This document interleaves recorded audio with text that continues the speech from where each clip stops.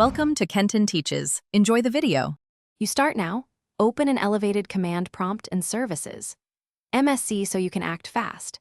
In Services, locate Security Center, Remote Procedure Call, and Windows Management Instrumentation. These are required. Set Security Center to Automatic and try Start. If it fails, note the error code or message.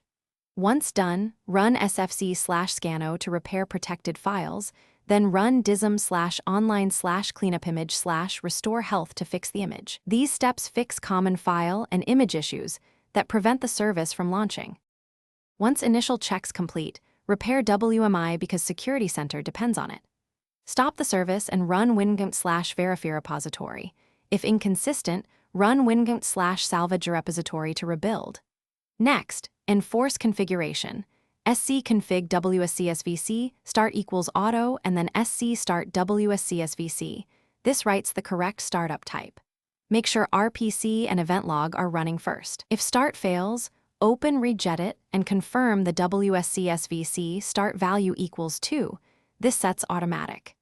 These actions finish by rebooting. A clean restart applies service changes and clears locks.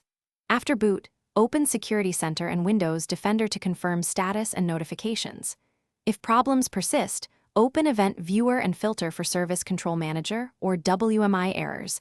Those log exact failure codes and offending DLLs. If logs point to user profile corruption, create a new administrative account and test. As a final rescue, use system restore to roll back to a known good point. This sequence gets you back to a working Security Center or